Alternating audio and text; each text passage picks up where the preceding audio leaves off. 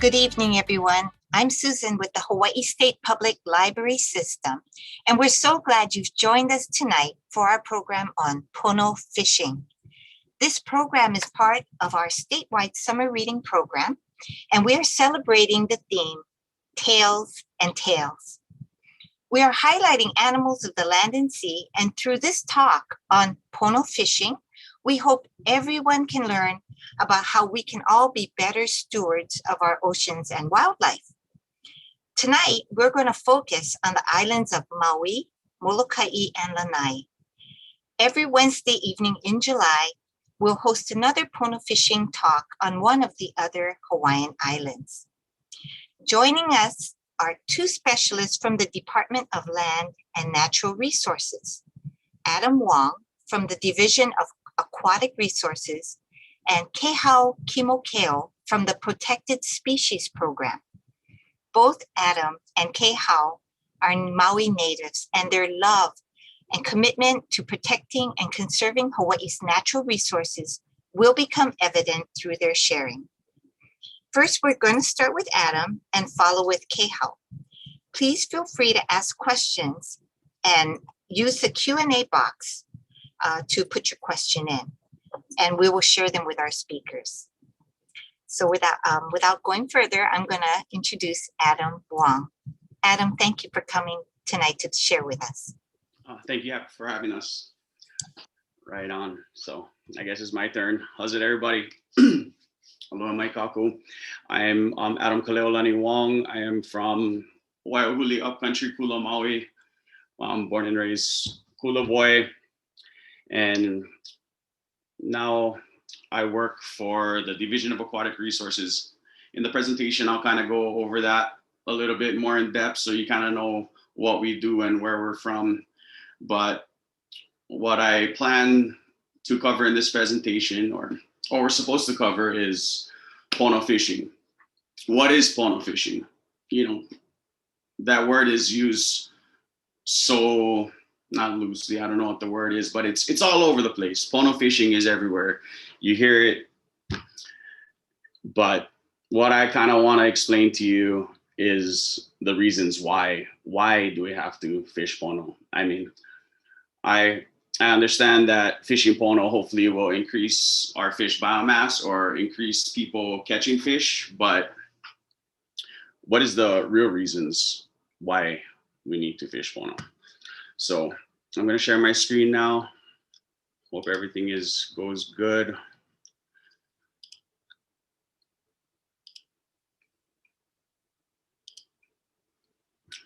Okay, I think I should be good. Okay.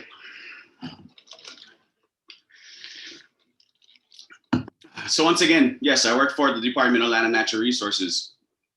When everybody hears DLNR, you know, they always think about, oh, hey, brother, you work DLNR. You the guy with the gun. I thought, oh, no, I'm not the guy with the gun. We have a lot of divisions under DLNR. Right here, as you guys can see on the screen, all these divisions come under DLNR. DLNR is the overarching umbrella that hosts all of us. We are the Aquatic Resources team. I'm here on Maui. Kehau, who's going to be speaking right after this, is on Maui as well. We both help cover Maui, Molokai, Lanai, Ko'olave, and Molokini. But tonight I'm going to talk more about certain Maui rules, and then we'll go further after this. So I always start off the presentation with our mission statement. So the mission of the Division of Aquatic Resources is to manage, conserve, and restore the state's unique aquatic resources and ecosystems for present and future generations. What does that mean? To me, that means I want to be sure that my kids' can go out holo holo and be able to provide food for their families as we do today. That is the mission of our division. For me, it's not just my mission for work. You know, it's a lifestyle for me. Kehau as well.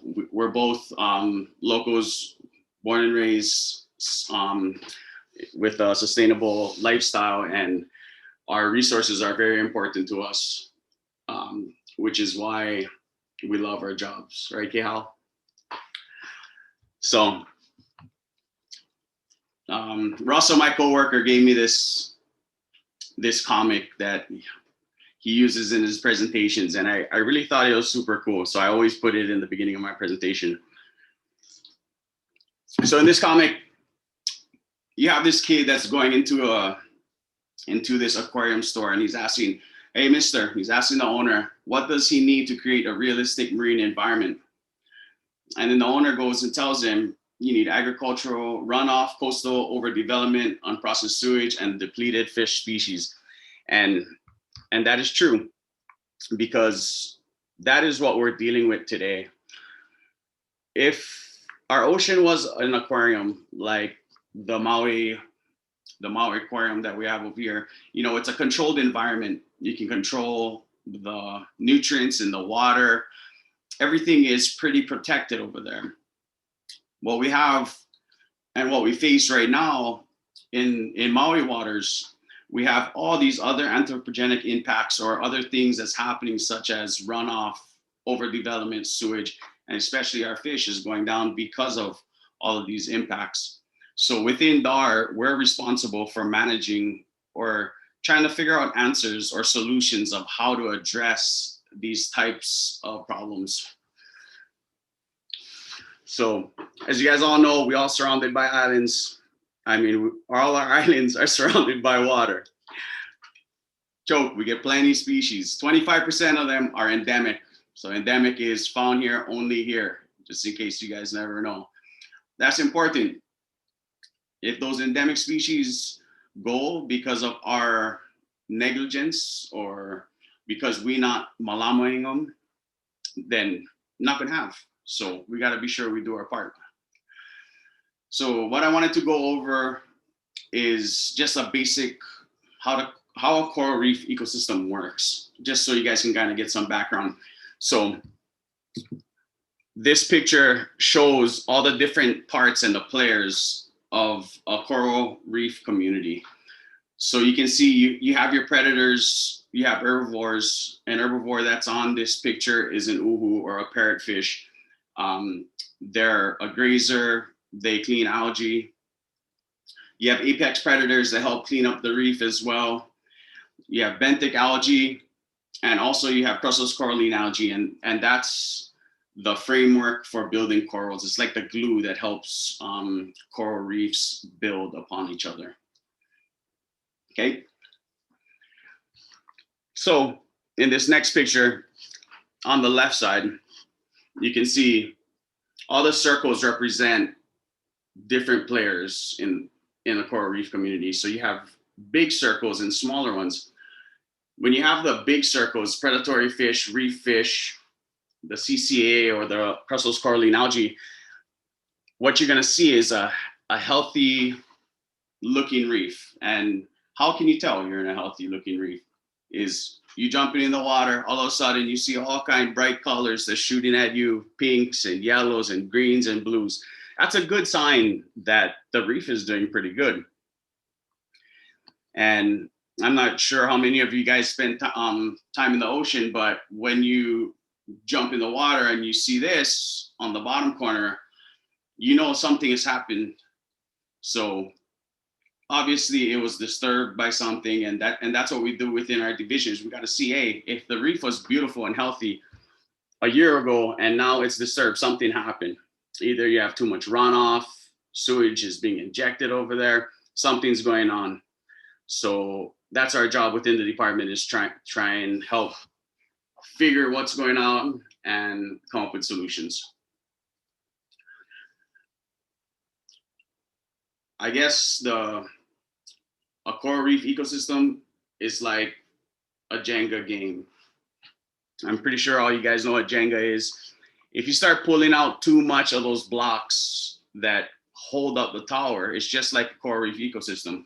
If you start pulling out the sharks, all of a sudden no more sharks. You take out the uluas, everybody stay pounding uluas. slowly and eventually will end up in coral reef collapse. And that's what will happen to our coral reefs. So like what I spoke about before, there's all these different impacts. Tonight, we're talking about Pono fishing. I know us fishermen, I'm a fisherman myself, we're always the ones that catch the blows for everything that's happening out in the world. Overfishing, everybody's overfishing. Oh, Pono fishing, everybody got to fish Pono. But you know what, there's other impacts as well, such as sedimentation, invasive algae or invasive species. There's overuse. I'm sure all you guys see the overuse that's going on right now today, you know, after this whole COVID-19 lockdown. Now we're just overpopulated and overused, and our resources are being put to the test.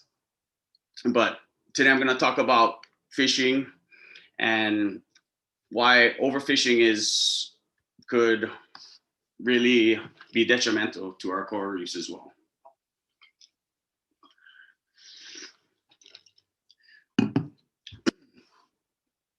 So in this picture, you can see like what I spoke about before. On the left side, you'll see a healthy coral reef. On the right side, you'll see one that is not so healthy. The only thing that's missing in this picture is the fish and everything. But just remember that if we don't have the corals there, if the coral is not on the reef, we're not going to have the healthy fish, the thriving populations, the fish biomass that we want there. You're going to have a reef that's covered in invasive species, as we see here in this picture. So every fish has a certain role. For example, in these pictures, you can see there's maninis and uhus. What manini do is they're grazers. You can see when you see healthy manini populations, you see them by the hundreds and 500s. And they just move and they graze throughout the reef. And what they're doing is they're helping clean the reef and taking all that algae and scraping it off so the coral can get sunlight and be healthy. Same as the uhu. Uhu does the same. They're more scrapers. They use their teeth and they scrape into the reef. So those are very important. They play a critical role in a coral reef ecosystem. Also, bait fish is very important. As you can see, we put a hole and also smaller bait fish on the reef because they do attract our apex predators as well. So just wanted to show a quick studies that we're doing, and it's just basic common sense, is when you have more herbivores on the reef, you're gonna have less invasive algae. And in this graph is just showing that in our open areas, which is the green squares, that is like there's no rules. I mean, not no rules, but there's no closed areas. Fishing is available. You know, you'll see that you have way higher percentage of macroalgae, or which is just limu, in other words. And with the reds, you'll see when you have more herbivorous fish like manini, uhu, kala, and what have you, you'll see you have less invasive algae. So that was the reason, or that's the background that I wanted to give you guys regarding why taking care of our fish populations makes an impact on our coral reef. It's very important. So I'm just gonna kind of zoom to this. I'm not sure how my time is going, but so Pono fishing, be Pono. What does that mean? Be Pono. Anybody can go Pono fish, go down and think they're fishing right. And then when they go home, they stay throwing their rubbish inside the yard, putting fertilizer out, and they're not thinking about that. When you fish Pono, it's not just your actions in the ocean, it's your actions and your lifestyle in general. So you gotta be Pono. You know, it's little things that you can do at home, as wash your cars on top of your lawn instead of washing them on the street and all the water is going into the rain drains. Eventually it's making it down to the ocean. You know, that's why our kupuna, they always manage things from Malka to Makaya. It's very important, and that's the way we gotta think and do nowadays. What else can you do? only take what you need, think of future generations. That one's a given. I mean, if you don't need all the fish, you might have big family. That's one thing. I see brothers going down to the beach. They get plenty of fish. You know what? They get big family. Us guys, Hawaiians, we get big family. We got to give everybody. But, you know, sometimes maybe you only need so much. Okay. So always think, that's what I always think. And I keep in my back of my mind is to be sure that get fish for the future. Another way and another practice you can do is learn your spawning seasons. You know, if you're only fishing, you got to think about when you clean the fish, look inside, check if you get eggs. If the eggs is fat, if it's momona, hey, maybe mark it down, take notes, use your guys' books, see what fish is spawning when. Every island has different, pretty close, but pretty different spawning seasons. It doesn't even go by island, it can go by different sides of the islands as well. Fish can be spawning west side and Kaupo could be not spawning. So just keep an eye on that. Always share your catch with your kupuna. I love putting that in there because you guys know plenty of our kupuna, they cannot go out and go holo holo on their own. So it's up to us guys to be able to share a catch with them. And also report violations, DOCARE 643 DLNR. I guess that's Pono fishing. I wanted to put that on there just so you guys get the number. And then learn fishing regulations, yeah. Our division, we're tasked with creating this booklet, which is the Hawaii Fishing Regulation booklet. I'll go over this a little bit more in detail. So catch and release, the big spawners, okay? I put that in there because, you know, I know nowadays everybody, Instagram fishermen, they like post their big catch, the big ulua that they catch. But you know what, maybe, hey, hurry up, take a picture, throw them back in the water. Because the big mamas, that's the ones that get the plenty of eggs. So catch and release the big boys, the big moi, put them back. Okay, and then now we're going back to the state fishing regulations. How are our regulations created? Oh, I'm going over time, I think. Sorry, guys. Okay, so our state fishing regulations are created by either size limits, bag limits, open and closed seasons, gear restrictions. We have fisheries management area and marine protected areas. So pretty much the size limits, we have minimum sizes and that goes by fork lengths. You guys can find more information in our fishing regulations. So minimum size of certain species you can harvest or you cannot harvest. Bag limits, basic, you can have 5, you can have 10, you can take 20. The bag limits are usually per person, per day. Open and closed seasons, like lobster, that's the months that end with R, or not end with R, that have an R in them. You have those open and closed seasons, and then there's gear restrictions as well. We have fisheries management areas and marine protected areas. And a good example of a management area that we have is the Kahekili Herbivore Management Area, which is on the west side of Maui. We decided, well, the state decided to regulate or protect the herbivores. The reason being is because there was so much algae and there was the injection was going in the water, creating invasive algae blooms. We figure, hey, try to protect the herbivores, see if they can eat it down and be the solution for us. That's how that was established.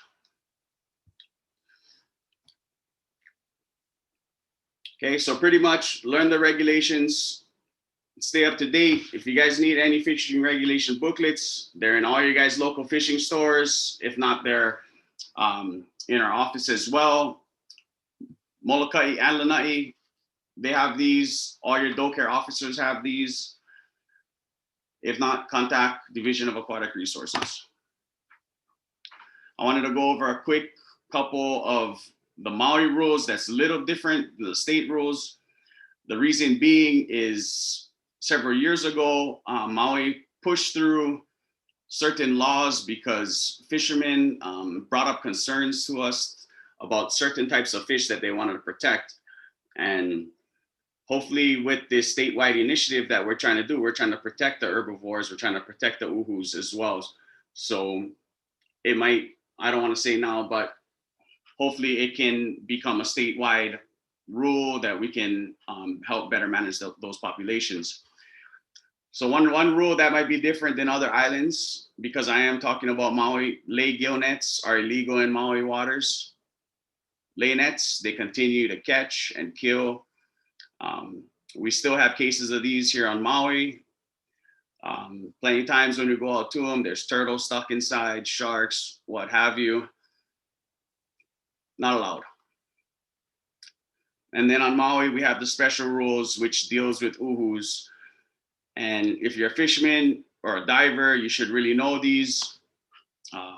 Not allowed to take no blue uhus, only red uhu. The males, no take. You can take the red. And these are the two big species. It's the fantail and the whiptail. And you're only allowed 2 uhu bag limit for all species, even these smaller ones, okay? So the smaller, if you get small and big, no matter what, only 2. The smaller species is a 10-inch minimum size. The smaller species, you can take the males. So if you guys are not too ma'a with Fish ID, you guys should check it out and learn how to recognize you guys' fish so you guys know you guys staying within regulation. Also on Maui, we have goatfish rules. That's a little different than the other islands as well. We have the Oama, which is right now, the definition is less than 5 inches and a 50 fish bag limit. That might be coming soon. We have a public hearing that's coming up next week regarding the Oama rules. So please contact us if you're interested in being part of that meeting or submitting testimony. And also for the large goatfish, you got the kumu, which is a 1 fish bag limit, the Molokai or the Monokali, which is a 2 fish bag limit, and the Vekenono or the Moilua, which is just a 12-inch minimum size. So that was it. Sorry, it was just kind of everything was crammed in there. 15 minutes is a little too short, but I tried to do it. I just wanted to end with one quote, a quick one before I stop sharing my screen. This quote is from Uncle Mac Poi Poi, and this kind of hit the nail with the hammer on the head or whatever the saying is, but not taking too much, not over exploiting, and respecting everything that we learned from the people that came before us. That's Pono fishing. And to me, Uncle Mac hit that one. In that one sentence, it says a lot. So if you guys forgot everything that I talked about today, if you could just remember that quote, that will help you be a Pono fisherman. Thank you. I'll turn it over to Kehau. Adam, thank you so much. We did have a question. This is from Tom Chun. He asked, rules are established, but one of the major reasons for people not being Pono is that people don't think or want the rules to apply to them. Without enforcement, the rules are simply what we hope for. How do the limited number of enforcement personnel get used to make the greatest impact? At one time, they were volunteers, sometimes called $1 a year me. Do we still have them? $1 a year me. One time they were volunteers. So I'm not too sure about the $1 a year me, but we do have Makai Watch, which is another program that's brought through our Docare division. I know and I understand the concerns and frustration regarding not having enough enforcement out there. Our enforcement officers are really limited on pretty much all the islands, and they're pretty much in charge of Mauka to Makai. And that's why, to me, I feel that it has to come from an educational standpoint. You got to hit the keiki, you got to hit them in the schools and have that kind of infiltrate or trickle through their family is the way to get the word out, because without having the next generations on our side, we're going to end up being losers. They're the ones that's going to have to help push through and and spread the word and effect change in people's minds about our fish resources. Sorry, I hope that answered your question. Yeah, thank you. Thank you. Okay, so now we're going to start with Kehau's segment. Thank you so much, Adam. Thank So you. Kehau, we're going to turn it over to you. Aloha mai kako. My name is Kehau, Kimokeo. I kind of wanted to add to what Adam said about that question as well. Is if you're a fisherman or if you're a hunter or if you're a gatherer, and those resources are something that's important to you because you eat it or you use it in any way, it's your kuleana to look into why those rules are regulated, why things are sparse or why things are missing from our environment that should be there. And I feel really strongly that if we are going out to gather anything, we as individuals and practitioners and users of the resources should take that kuleana upon our shoulders to look into why these are regulated and how we can help to add to or help the problem, solve the problem, you know. So that's something I just wanted to share as well for that question. Anyway, mahalo, Adam. I'm a Maui, born and raised Maui girl over here. And I'm so happy to share the stage pretty much with Adam because we go way back. And as he said, our resources, our natural resources are very important to us. So I have the privilege to work for the Protected Species Program of Division of Aquatic Resources in DLNR. I get to do all kinds of fun stuff. So I just wanted to introduce kind of what we do and why we do what we do.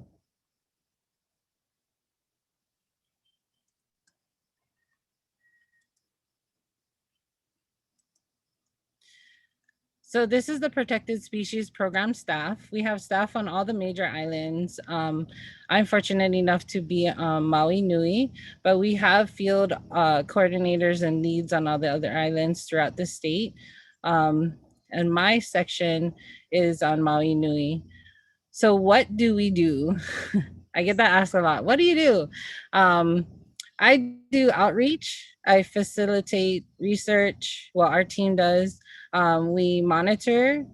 We also do debris removal, disease reduction plans, and we look into what's happening out in the environment with our protected species.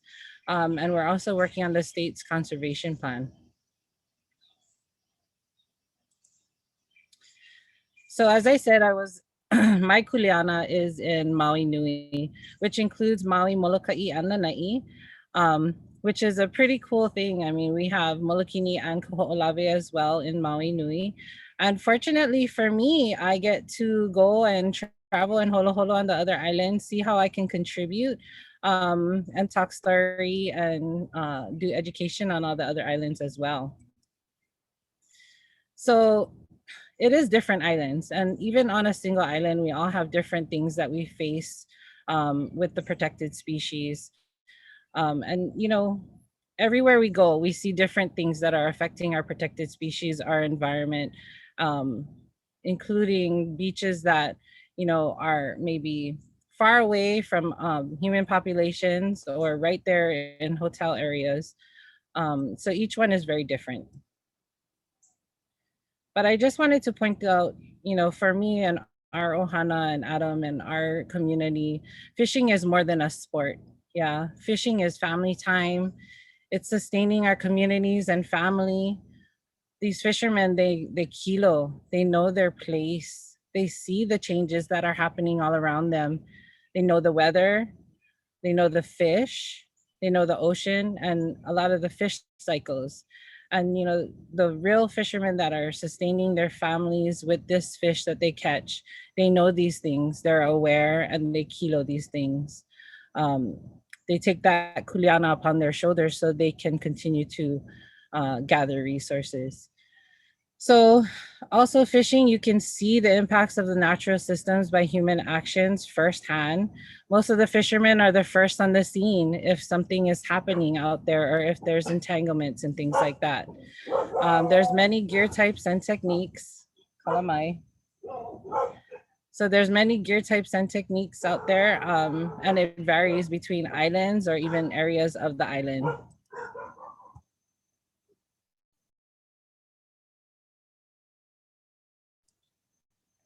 Kalamai.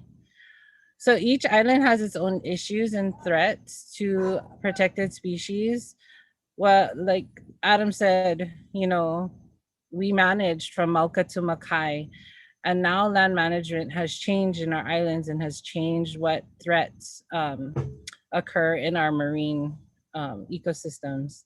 Stuff like management of lands and agriculture and overpopulation, runoff, and land uses that potentially add things to our marine environment, even cat-borne diseases.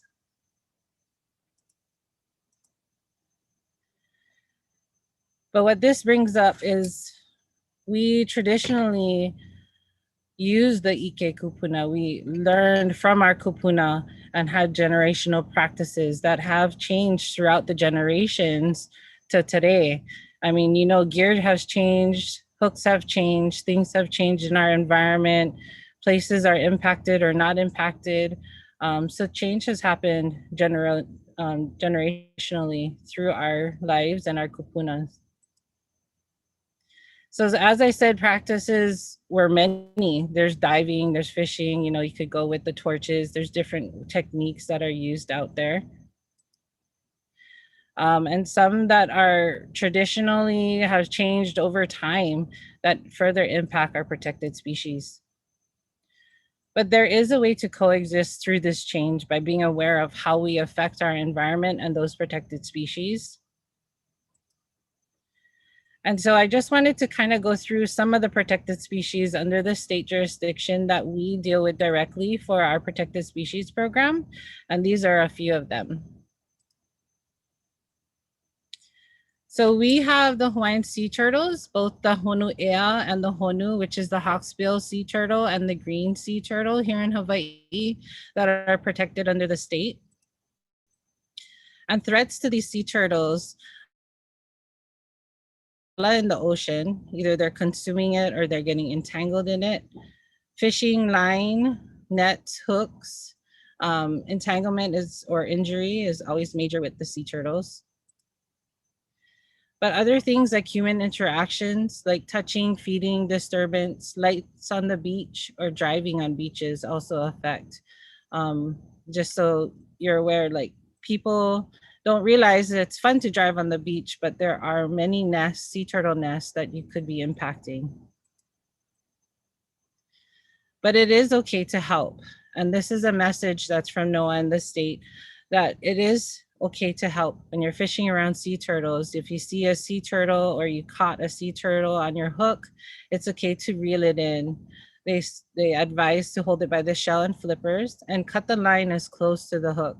Many times it's not the hook that's damaging or threatening to the turtles. They get tangled on the line, or the line gets tangled around the reef. So we try to cut it as close to the hook as possible if it's not a barbless hook and you can't remove it yourself. And then you can release it, but remember to call, because we have responders that go out on every island, especially Maui, that goes to the different areas on Maui to search for these entangled animals. So threats to Hawaiian monk seals. Hawaiian monk seals are another protected species that we have here in Hawaii. Fishing nets, hooks, and line, also entanglement or injury. Opala in the ocean again, consumption or entanglement. And those all affect the Hawaiian monk seal and sea turtles. But there's other factors like environmental factors like habitat loss and sea level rise. They've been losing beaches that they currently frequent or have frequented in the past that they lost through beach erosion. Starvation, like competition and premature weaning, And we've also found in the Northwest Hawaiian Islands that shark predation and male seal aggression is another threat to some of the monk seals. So false killer whales is another protected species that we have here in Hawaii. Their population has declined greatly since since about the 1980s. We found that there's only about 150 to 200 individuals. And these are from different threats like persistent organic pollutants found in their bodies, reduction of available food, fishing gear entanglement and eating hooked fish like depredation, um, and human deliberately shooting whales to prevent them from eating their catch. That in combination with false killer whales having a low reproduction rate causes a huge threat and a huge decline in their population to our Hawaiian false killer whales. And we could tell the fishing interactions because of dorsal fin photos that we have accumulated that show some mouth and dorsal fin injuries like these here in the photo. And we've also found hooks in the stomach of two of the false killer whales, both males. So knowing that there's all these other threats and also there's fishing interactions and some of the false killer whales are known to depredate catch, it's a good idea to understand where their populations are located. And so we have collaborated with the Cascadia Research Collective to find out information about where these false killer whales are located, where are they frequently. And so you can see all the different colors on here of where they're every day, several days a week, every week, or even once a month. And I would avoid probably the red areas if you're worried about your catch being depredated. So we ask, right, what do we do? What do we do when we're fishing and we see a protected species out there like the seals or turtles? We always recommend you either wait for the animal to move away or you move locations. A lot of times our fishing line and gear are very expensive. And we know that if something gets on it, we'll lose that. And also that the entanglement hazard for these animals are high if we're using it in a known location of these populations. We also want people to report animals depredating the catch or report interactions with humans. And also knowing locations. We have hotlines that we can use to report Hawaiian monk seals either in the water or on land. And that helps us know where these Hawaiian monk seals are located. Another thing that we can do is barbless fishing. So we do know that we love fishing and we want to continue fishing. And one way to mitigate this is through using barbless circle hooks. And we found that barbless circle hooks are safer for wildlife because seals and turtles can easier if it's not swallowed, spit or throw off the barbless circle hooks. So what is a barbless circle hook? If you look at the top photo of the hook, the little barb there is designed on the metal to hold the bait on. And what we recommend is to crush the barb down. Some people will file it off, but getting rid of the barb allows it to be thrown by any of the protected species we discussed. And it is something that, well, it's not a new thing. The Hawaiian hooks here that you see, some of them have barbs and some of them don't. Throughout history of Hawaii, you can see the changes in the designs of the fish hooks. So like we said, we just smash down the barbs. Either the big ones, you got to use a bigger crimper, some even bigger than the one shown here, or other ones, the smaller ones for shoreline casting and dunking. We use just this regular pliers. I tend to buy my hooks and then I'll smash it before I even put it in my tackle box. So I never have to do it on the shore. We did do a study on the performance of barbed and barbless circle I won't go through this, but I did want to point out that barbless and barbed catches were pretty neck and neck. The misses were a little bit more on the barbless, but the catches itself, if you look at the numbers below, they're very, very similar. So you got to use tight lines. Some say that using barbless makes them better fishermen. Anyway, barbless hooks is catching on. We've seen the trend build in the recent years, especially with our tournaments and talking to individuals on the beach. And yeah, that fish right there is 124 pound, 124.5 pound ulua that was caught at the Tokunaga tournament. So we do know that barbless hooks are better for endangered marine wildlife like monk seals and sea turtles. It's also better for the health of the fisheries. It allows better catch and release because it lessens the damage to the fish that we catch, that we either intentionally or unintentionally catch. And it's also for your own safety. We always tell parents, one of my favorite things is if I got hooked, I can unhook myself without going to the hospital. And then something else that commercial marine licensed people can do is also we're asking if for voluntary information about protected species and sightings that have been seen. This photo here shows some of the different animals that we have, like the white tip, the oceanic white tip, and the oceanic manta that is also protected in Hawaii. And in here, there's a comment section that we are asking people to submit because it's anonymous information, and the people are out on the water. If we can get that information, then we know where to find these species or gather more information about these species. We do have educational booths and presentations that we love to attend, like elementary and middle school classes, sometimes high school even. And we love talking to people in the fishing communities and gather information or provide information as well and education. We do education with the tourists and beachgoers, especially around endangered species. Classrooms, fishing tournaments, fairs, festival, beach parks, and community events are all events we love to be invited to.